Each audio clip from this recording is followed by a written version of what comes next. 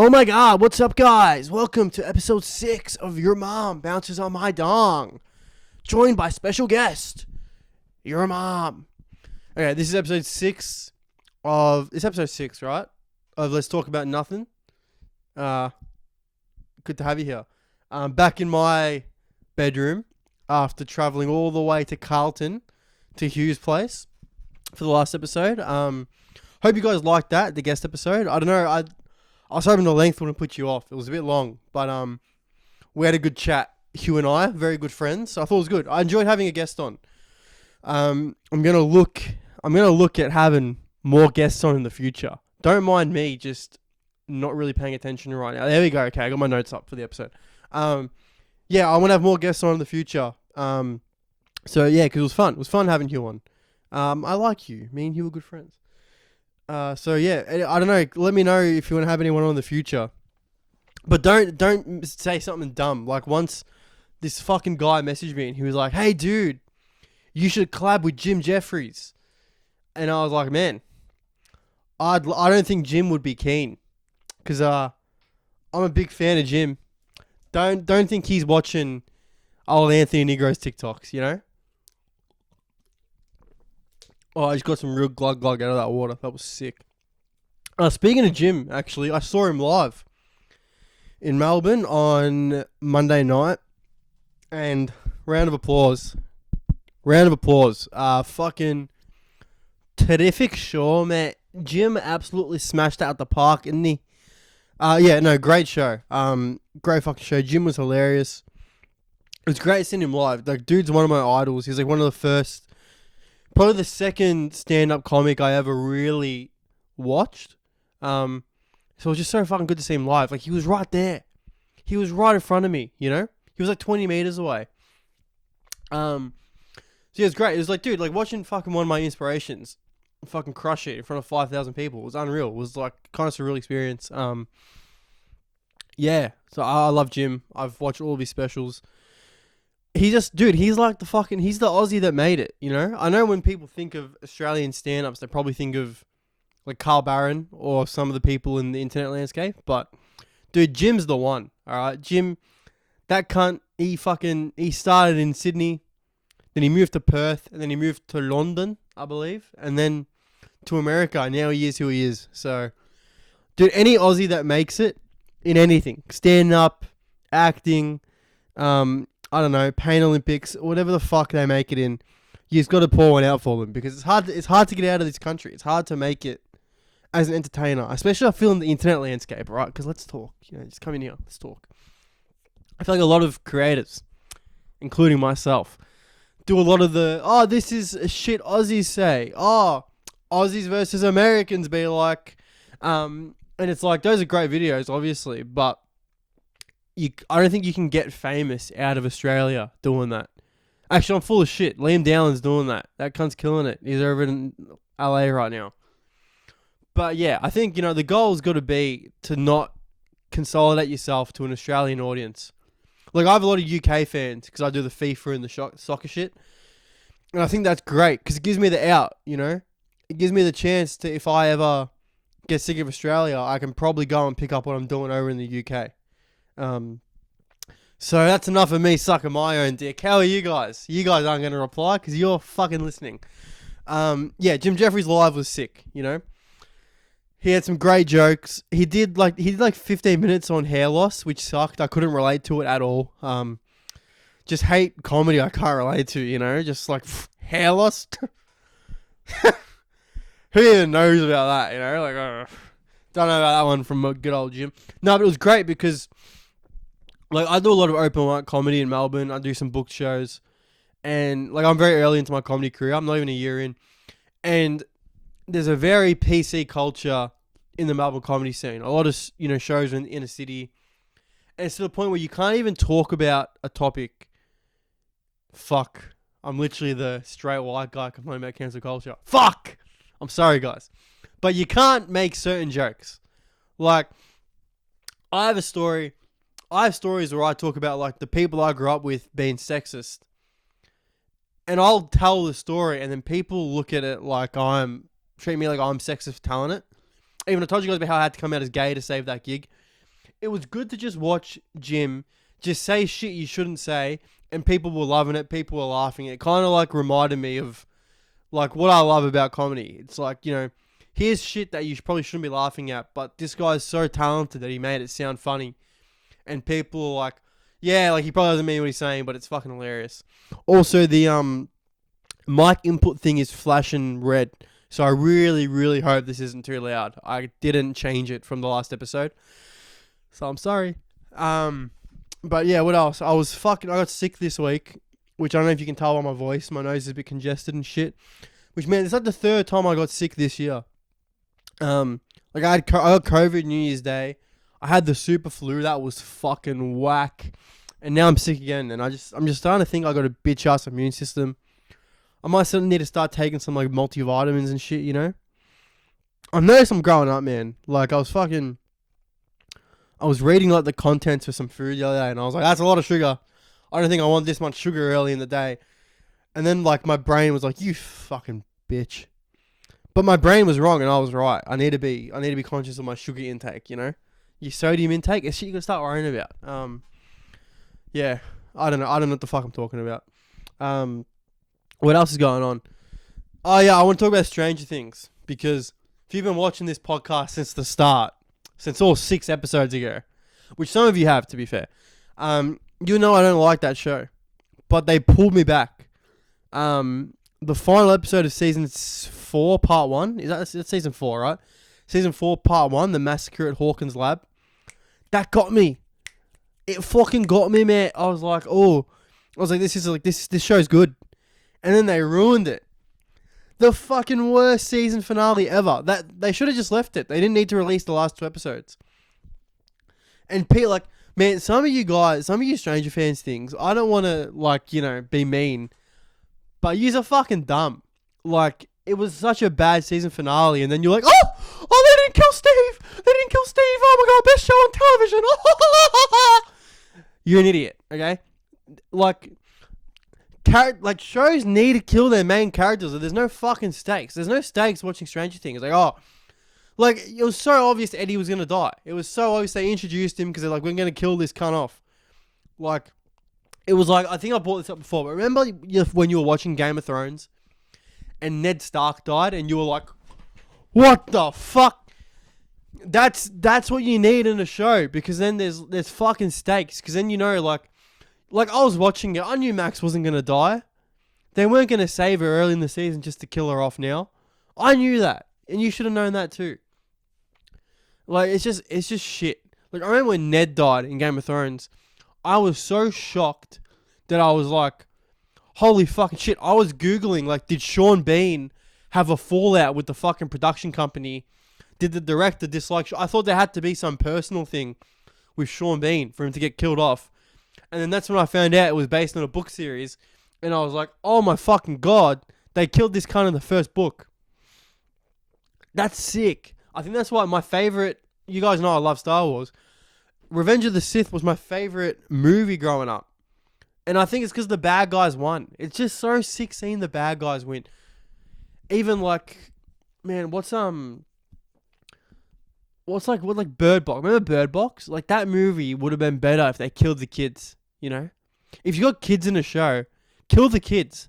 Because then, right, you don't need to deal with the fucking production costs of having a child actor on set. You got to pay them a shit ton of money, right? Their parents got to be on set, so you got to pay their parents for their time, you know? You can't have them work more than 8 hours because it's, you know, child labor laws. Kill the kids off, save production costs. You get more time in the day to fucking make the production.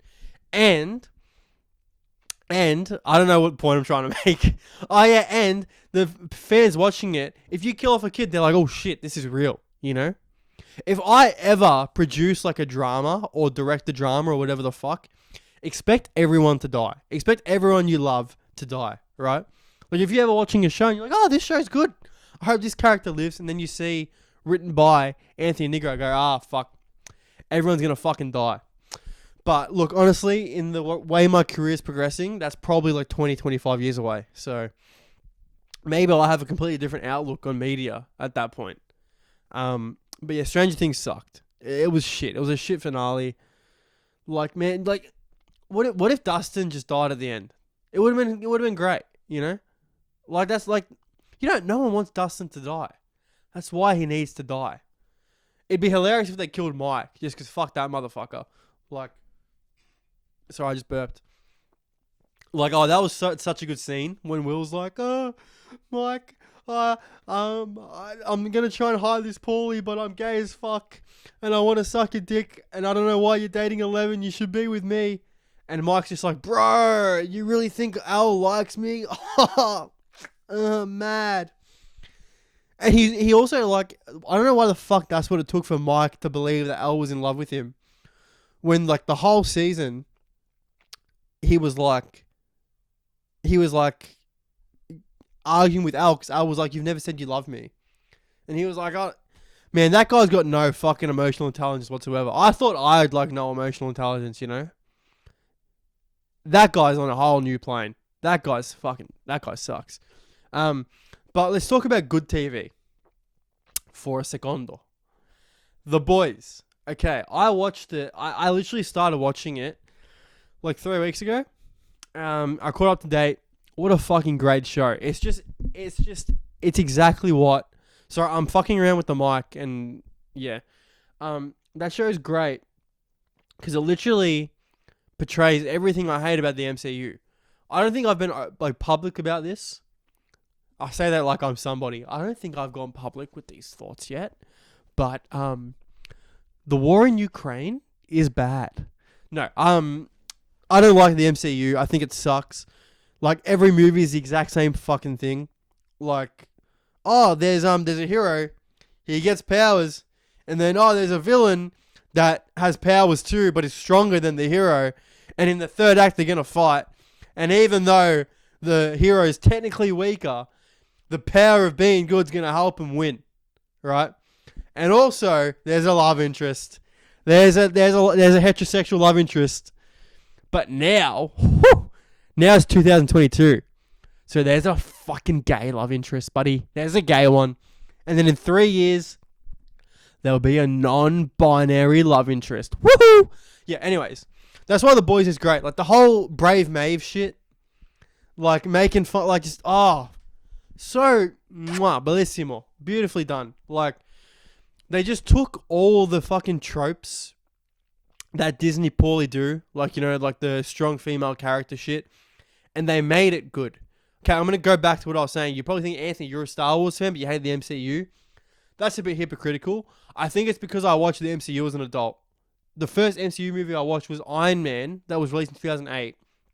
I watched it when I was in like year 11, which would have been like 2016. And I was like, yeah, all these movies are bad. And I've seen every Marvel movie ever since, and they're all bad. Except Spider-Man. Spider-Man's sick. But I watched Star Wars as a kid. That's why I think I like it now. Anyways. Yeah, The Boys is just such a great fucking social commentary and parody of everything Disney does wrong. Just such a fuck you to the system. And it goes to show that you can still make, like, if you make something real, people will fucking gravitate towards it. Like, you don't need to do this bullshit, shoehorn in the LGBTQ community for no reason, show a female kiss on screen for no reason, have all the girls together beating the fuck out of another, like, beating the fuck out of one of the men for no reason. The Boys did all that. They did it while parodying the people that shoehorn it in, and while actually making it make sense to the plot. Like the girls, the scene at the end of season 2 where the 3 girls are just bashing the fuck out of Stormfront. So well executed, because it actually made sense in universe. In universe, it actually made sense. It was all those characters doing it. It was just great. Even, man, the shit with Blue Hawk. Oh, man, I love Reddit. That's the best website. That's so much better than TikTok. Like, after the Blue Hawk shit, which is obviously, a play on the Black Lives Matter stuff, so many people were like, oh, I actually thought Blue Hawk made a lot of good points. And then people were like, you're literally the people the show are making fun of. And they were like, no. Why did the boys get so political? It always was, buddy. It always was. But even like on my first watch through, I watched season 1 just like on my phone. And then it wasn't until like the full on the nose like Nazi story plot, I was like, oh shit, this is full just a stab at Disney. So yeah, that show's great, you know. Also, like, I forgot what I was gonna say. Yeah, it's just a good show, man. It's just a good show. It perfectly makes fun of everything wrong with like modern day media, and just trying to fucking make sense for everyone. Look, like I'm all for have representation, you know. Like if you should give the role to the fucking best person. Doesn't matter if they're gay, straight, black, white, whatever the fuck they identify as, what race. Who gives a fuck? Like I'm very big on who cares. I'm very big on who gives a fuck. Like, okay, you wanna transition? Who cares? Go for your life. Whatever makes you happy. I'm a big fan of that. Just cast whoever's the best for the fucking role. And yeah, it's good. Like people have representation. Like, dude, I've been watching old sitcoms. Like, I know when I first started watching this, I was really into Seinfeld. That's why I called the podcast Let's Talk About Nothing. I'm like watching Everybody Loves Raymond right now. Man, there's no black people in that show. Everyone's white. Like, it's fucking insane. Like, dude, I imagine it would have sucked growing up as a person of color, and you just like can't see yourself in any media. Like, that must be shit. So like, I don't know. You guys know what I'm trying to say. So, but yeah. Man, Everybody Loves Raymond is not a good show. I loved it as a kid, but watching it now, it's like, okay, because every sitcom's basically the same. Every sitcom from back then where they put like a comedian and gave him a sitcom. I'm going to burp again. Sorry about that. My phenoms. I don't know. Every sitcom's like the stereotypical, like, you know, sitcom dad who's the happy-go-lucky, lovable idiot. The wife who's meant to be a pain in the ass, but, you know, the husband loves her, and then whatever. Everybody Loves Raymond kind of has that, and then they got, you know, Frank and Marie. If you haven't watched Everybody Loves Raymond, you should actually watch it, because it is a good show. I'm being harsh. But, like, do you know what I mean? It's like Seinfeld is always... I'm just compare every sitcom to Seinfeld now. And I'm like, you don't have a George Costanza. Like, I guess the George Costanza comic relief character in this show is Robert, Ray's brother. It's just not the same. You don't have a George Costanza. George Costanza is probably the best sitcom character ever. Which reminds me, I need to watch Curb. One of my mates told me, he said, if you like Seinfeld, you'll love Curb. So, I should watch that. Man, this podcast is called Let's Talk About Nothing. This has literally been talking about nothing. I reckon I've jumped back and forth between like fucking 8 points. It's been 18 minutes. Honestly, it's like I feel like I'm choking as I talk because my nose is blocked and I can't breathe. I probably shouldn't have done the podcast, but I did it because I'm dedicated. Do you know how hard I work? Guys? I had to set up that ring light and turn it on by the switch. I had to put the camera on, put the laptop on this table, set up the audio recording device, and I had to talk to myself. Do you know how fucking hard I work?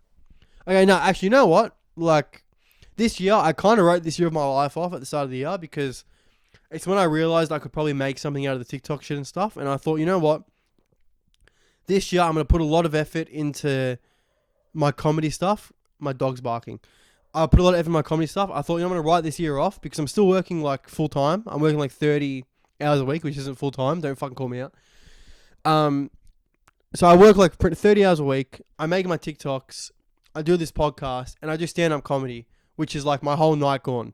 So I don't have time to do a lot of shit. And when I like was thinking about the plan for my life, I was like, okay, I'm going to work really, really hard this year. And hopefully by the end of it, I've improved as a comedian. I've improved as a TikToker. I've built up my following a bit. And I'm in the position where I can start making money from this and, you know, really work towards getting it set up as a job in the future. And so I was like, you know what? I'm happy to not have a life this year to do that. And I'm going to tell you guys, I have been adhering to that, but it's pretty whack. I feel like I haven't spoken to any of my friends in ages. I don't fucking, like, I don't know. I don't meet any new people. I just kind of do my own thing. But then I got sick this week. And this week I spent it at home. I didn't do any gigs. I didn't make any TikToks. And I'm so fucking bored. So maybe being busy is better, you know? I don't know. But I'm also hoping this pays off because this year's been really draining. Like, I'm so burnt out, man. I'm so fucking burnt out. My goals were like, 1K on YouTube, which I don't know how that's going to go. I'm at like 220 right now. 10K on Instagram, which I should get. And like 500K on TikTok, which I'm not going to get. Which I'm fine with that. I'm fine with, like, I set like 500K was a massive goal on TikTok. I think I was at like 150 when I made that goal. So I'm not too bummed about it. Obviously, I'm still going to work towards it. But, you know, I'm getting too into it. Anyways, I want to talk about Arsenal Football Club. I'm so keen for the Prem this year. I don't know why. Maybe because it's a World Cup year. It's just, I don't know, it's the first time I've been excited about Arsenal in a while, which is actually hilarious because can you guys, I know a lot of you who watch are soccer fans. I know some, like 30% of the listenership for this is from the UK. Also, I have a follower who plays for Hale End, right? And bro, if you're watching this podcast and you play for Hale End or you know someone who does, hit me up because it's just so cool to like have friends with someone who plays for Arsenal. And maybe if I'm ever over there, I can get you on the pod, you know? But yeah, the way Australians come to support Prem clubs is like hilarious. Because like I support Collingwood in the footy, right? And that's just simple. My dad supported Collingwood, so by right of nature, I supported Collingwood. But the Prem and like the NBA even, you got to make your own way. And I don't like people who follow, like, I don't like Manchester United supporters because it's like, I know you jumped on the bandwagon. Same with Manchester City fans who are Aussie. Now, I remember when I was like looking for someone to support, I started getting into the Prem in about 2012 because I started playing FIFA. That's when I like started high school, and like everyone in my high school was really into soccer, and I wasn't growing up. But then I was like, oh, I should support someone, and this guy I was mates with at the time was like, oh, you should support Arsenal, and I was like, fuck it, why not? I was like, you know, they're like a team that's good but not dominating. So like that was kind of, you know, like perfect. And then I was like, okay, I'll support fucking Arsenal, and then I didn't really care for a year, but then. Funny story, right? The first ever game of soccer, of football, I watched was the 2010 World Cup, Australia versus Germany. Germany beat us 4-0. I remember, I think Podolski scored in like the 7th or 8th minute. I know Muller scored late in the game. Miroslav Klose scored. And I forget the fourth guy's name, but he came on as a sub in like the 75th minute and scored in like the 78th. It was crazy, right? But I remember that game. This bug-eyed motherfucker with a headband and long hair by the name of Mesut Ozil dominated us. He killed it. And I remember watching it and I was like, this guy is so good. And I was like 10. It was the first game I ever watched. I was like, this guy is so good. And then he signed for Arsenal. And I was already like an Arsenal fan. And I was like, oh yeah, I'm bought in. And then like the Ozil Sanchez era, I loved, big Arsenal fan, and then, you know, Foxtel lost the rights, so I couldn't watch it as much, and Arsenal went shit. I didn't really follow it that much under Emery, but now I'm back in, I'm invested. But the point I'm trying to make is, it's hilarious hearing the stories of why people support the teams they do. I was talking to my mate, who's a Chelsea fan, and I was like, what made you go for Chelsea? And he was like, oh, one day, like, he was at school, he was in like year 7 or 8, and this guy was having a sook because Chelsea beat United or some shit. And then he was like really fucking having a sook about it. And then my mate was just like, oh yeah, I'll go for Chelsea. Just to piss the guy off. And then every time he saw that guy, he just like I just spat everywhere. Holy shit. He just would make a comment about Chelsea. He said he knew the players from like FIFA. And so he would just like walk up to him and be like, oh, how good's Drogba? And then the guy would just have a fucking aneurysm. And now he's actually a proper Chelsea fan. I think it's just hilarious. Because like I started from like, you know, I guess I'll support Arsenal because my mate supports him, to, if we don't make top 4, I'm going to fucking kill myself. You know? Like I have a friend who's a Fulham fan. And because he's a fan of Fulham since they made that like, you know, Europa run in like 2007 or some shit. It's just interesting. Even the NBA. I'm a Utah Jazz fan in the NBA. And I support them because I bought 2K15 one day because I was bored. I didn't even follow basketball. And I did my career and I got drafted to the Jazz. And then I was like, oh, they got Aussie players. Cool. And now I'm a Jazz fan and now I'm like, oh my God, we traded Gobert. I should talk about that actually. I want to finish about Arsenal first. Yeah, Gabriel Jesus scored 2 goals against. We played some German side. Man, he looks good. And Nketiah looks good. I'm an Nketiah fan. A lot of Arsenal fans don't like Nketiah. I'm on the Nketiah train, baby. So yeah, I'm really excited for Arsenal this season. Here's what I found. This bitch, bro. Shut up, Siri. Yeah, I think they're gonna be really good. I'm a bit concerned about the midfield because we haven't made a signing. Apparently, Thomas Partey has been doing some no stuff. I'm not going to get into that. But yeah, we might not have Thomas Partey, who's one of our better players. I think, if he's guilty, obviously he shouldn't play. But we're going to need to fucking sign someone who can play that role. And as long as Arsenal have had that role, the only other person who's been able to play it other than Partey is Arteta. And he's the manager now. But yeah, I don't know. Apparently we're going to get Tielemans. I think if apparently they're leaving the Tielemans deal too late because it was like already locked in. We've agreed terms with Tielemans, who I love, by the way. Oh man, Tielemans, left foot finesse shot in FIFA from the top of the box. The first 2 months of Ultimate Team, that was what I lived off. And then I love Tielemans so much. I remember I put a bet on for him to score. I put a bet on him to score, like him and Vardy to score in some game, and they both did, and I won like $300. So I just love Tielemans, man. I'm a gambling addict, guys. It's really not good. The problem with gambling is I'm just good enough at it to keep doing it. Like every time I'm like, oh, I've lost a lot of money. I should probably stop. I win, and I get dragged back in. But anyways, yeah, that's enough about Arsenal. I'm really keen for them this season. I was thinking of doing a series of where I just watch and react to Arsenal fan TV. I don't know. I'm trying to think of content to fucking upload.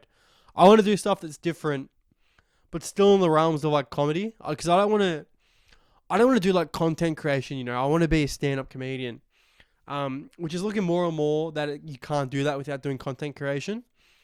But I want to put my effort into my stand-up. So that you guys are like, oh, he's funny online. Then you see me in person, you're like, the cunt's hilarious in person, but you got to see him. That's what I'm hoping for. And if I'm putting all my effort into content, I might not be able to do that. But I don't know, I'll figure it out. What I'm trying to say is let me know what content you'd love to see. All right, I'm talking about Utah Jazz now. We fleeced Minnesota. We fleeced them. 5 first-round picks. Now, first of all, I'm sad Gobert's gone. I would have loved to have seen him stay. If we're gonna do a rebuild, I would have loved to have rebuilt around him because he's actually been loyal to the franchise, whereas Donovan Mitchell's been a bit like, I might leave. So it would have been nice to keep Gobert, but man, the return we got for him is amazing. 5 first-round picks as well as the players we got is good. The players don't really matter because we're obviously gonna trade Mitchell and then we're just gonna be shit for the next few years, which I'm okay with because we weren't going to win with them two anyway, and we weren't going to attract the 3rd star to Utah. Like, we really need to fucking draft well, Like, unless we can trade for someone massive by, I don't know, if we can sign another person next to Mitchell, there's no big free agents anyway. Like, if we could have kept Gobert and Mitchell and then traded, 8 first-round picks for Durant, then maybe that would have been worth it. But I don't know. But yeah, I hope Timberwolves win a chip. I want to see Rudy win a chip. I love Rudy Gobert. The entire time I followed Utah, he's been there. Such an underrated player. What I am disappointed about is, that dude was averaging 10 points a game on 3 shots. That was a stat. Donovan Mitchell passed to him on average 2 times a game. And he was shooting 80%. Imagine if that was 5 times. He'd be averaging 20 points a game. He's obviously not going to get many shots with Ant Edwards and Cat and fucking D'Angelo Russell. But he's just going to anchor their defense so well. They're going to be really good.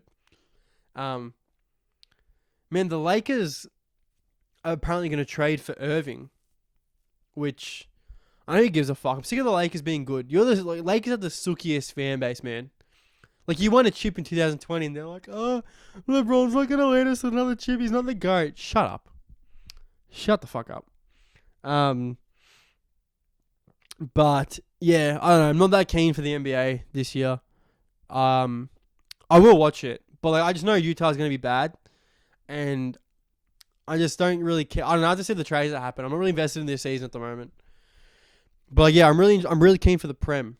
Also, I want to talk more. The reason I was talking about the Arsenal shit, I got a message from Vincenzo, from Vincent. I don't know, dude. I'm sorry if I'm saying if you're not going by Vincent. If you go by Vincenzo, I'm gonna call you Vincent though. Vincent messaged me. He's like, dude, you're Italian. Surely you go for an Italian team. And I used to, when I was really into the Prem, when I was waking up to watch the games, I was also supporting Roma. Roma. I was also supporting Roma because I love that team. It was like Totti, De Rossi, Pjanic, Al Sharawi, the sweaty front three from FIFA 13. You know, that was a great fucking team. I used to support them. And then I kind of stopped, you know. But now that, you know, Mourinho's back, I might have to get on the train. So yeah. What else? I watched, because I was sick, I watched All or Nothing Man City. I hadn't seen it. I watched the Tottenham one a few weeks back. Watched the Man City one. And that was good. But what I didn't like was like, they made Man City getting all those injuries seem like they were the underdogs. It was like, dude, they spend so much money. Like they were like, oh, company's playing bad. Let's buy a $50 million defender from France. You know? But yeah, so like what that made me scared of is with the Arsenal one, because Arsenal All or Nothing's coming out next month, is I'm scared they're going to portray it as like, instead of like, oh, here's this young team on their way up who like could have overachieved but didn't. I think they're not even going to focus on the Champions League thing. It's going to like, look at this young team with the new manager, and it's going to be all hopeful, and they're going to leave shit out. Because like they're obviously going to try and portray a narrative, which is what I'm trying to say. And the narrative thing they're going to portray is the underdog story of like this, you know, really young Prem team with the new manager. They've had all this adversity in the past. They had the financial issues and the shit with Ozil and all that. And now they've made Europe. Whereas I just want to see what really happened. I just want to see like, oh, we had this shit out start. And then, oh, fuck, we're doing really well. We're probably going to make Champions League. I remember I said with like 5 weeks to go, I said to my friend, I was like, there's no way we don't make Champions League. And then we didn't. But it is what it is. Anyways, I'm rambling. I'm going to wrap this up. Oh, also, though, message me where I can watch the Europa League. Because I have no fucking idea. It's not on Stan. Stan just has the Champions League. This is purely for in Australia. So, yeah, cheers. Thanks for watching. It's been a longer episode with just a solo. 33 minutes. Yeah, I'm still rambling. Sorry, guys. Let me know what guests you want to have on. Message me. You know I reply to my DMs. Yeah, bye. Take care. Ciao.